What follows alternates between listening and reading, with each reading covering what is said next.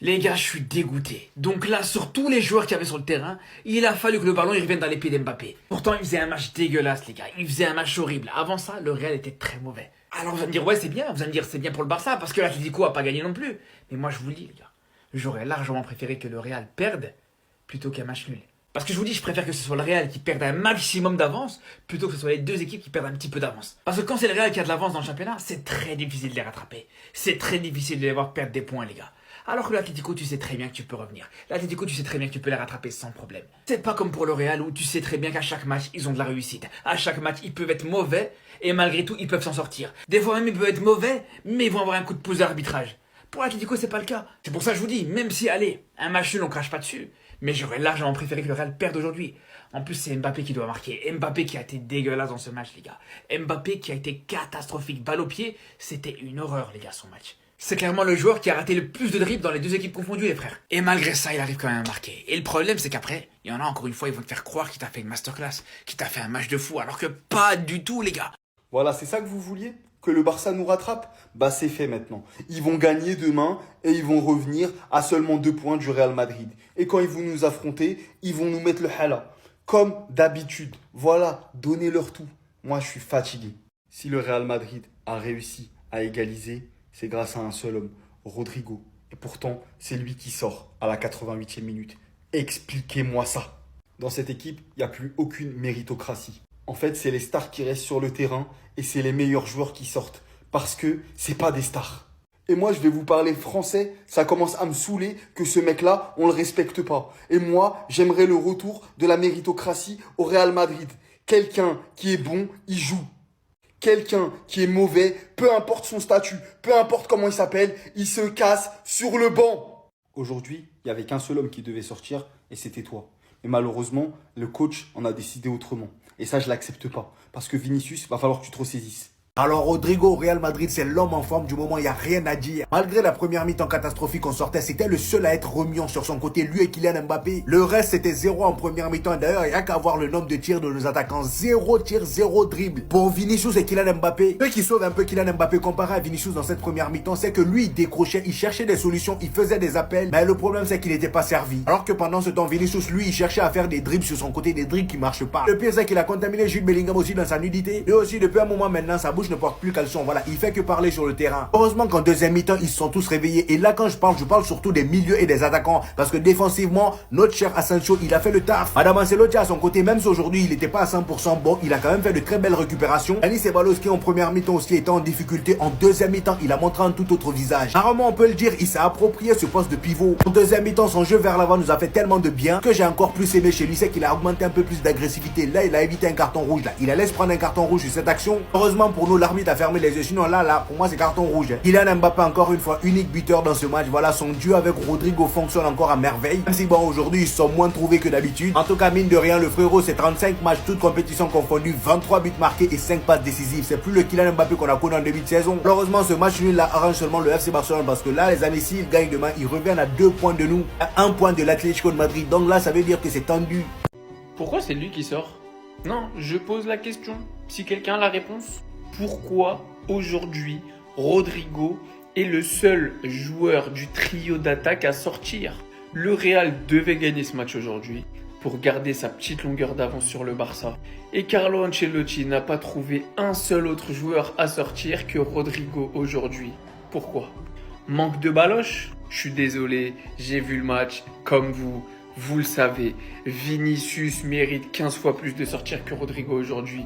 Kylian mérite 15 fois plus de sortir que Rodrigo aujourd'hui. C'était littéralement le meilleur et le plus constant en attaque aujourd'hui.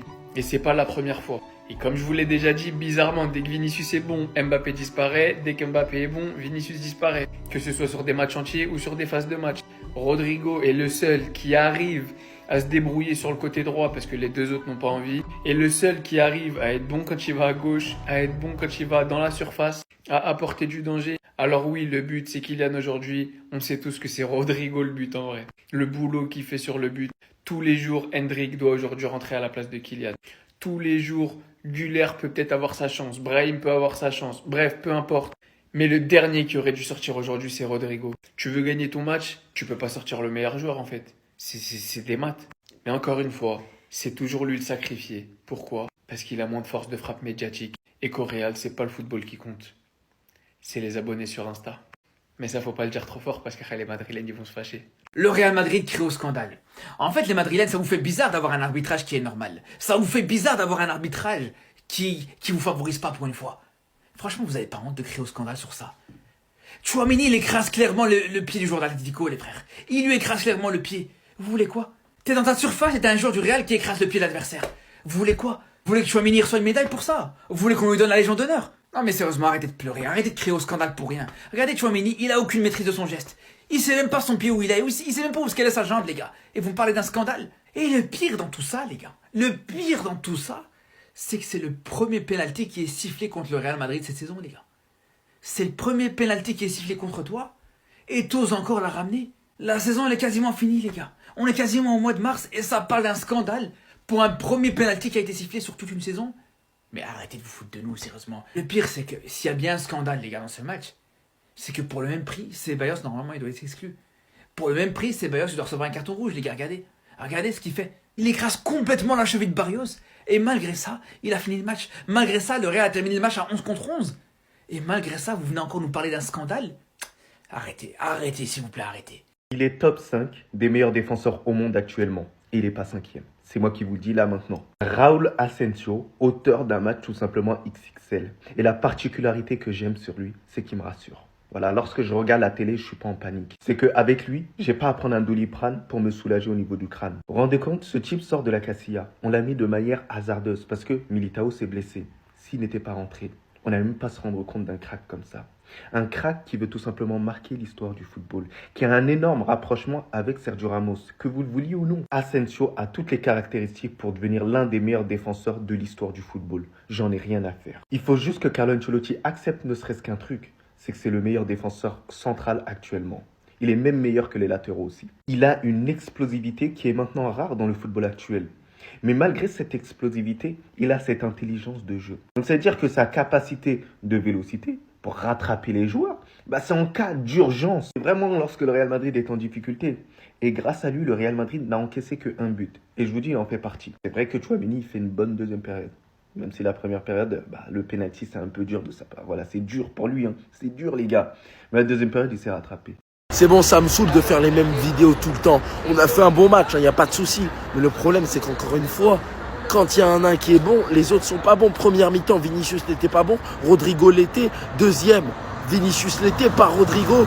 Bellingham, ça dépend des fois. Mbappé avec Vinicius, ils s'entendent pas. Les quatre, ça ne marche pas ensemble. Il y a trop de déséquilibre. L'Atlético, les seules fois où ils ont voulu imposer leur jeu, ils ont pu, parce que c'était trop simple, trop d'espace, trop d'intervalles trouvés facilement. Pourtant, on a été bon, je vous le redis, on a été bon. La domination, on l'a eu.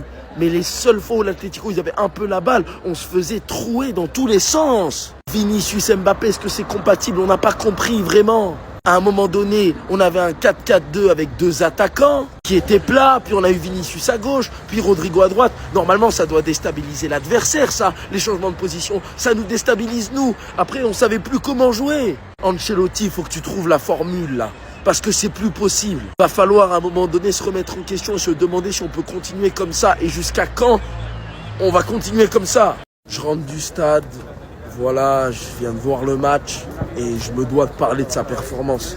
J'ai vu un truc passer sur Twitter, 99% de passes réussies apparemment.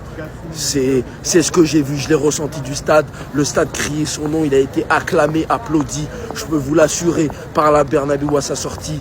Messieurs, dames, Dani Ceballos.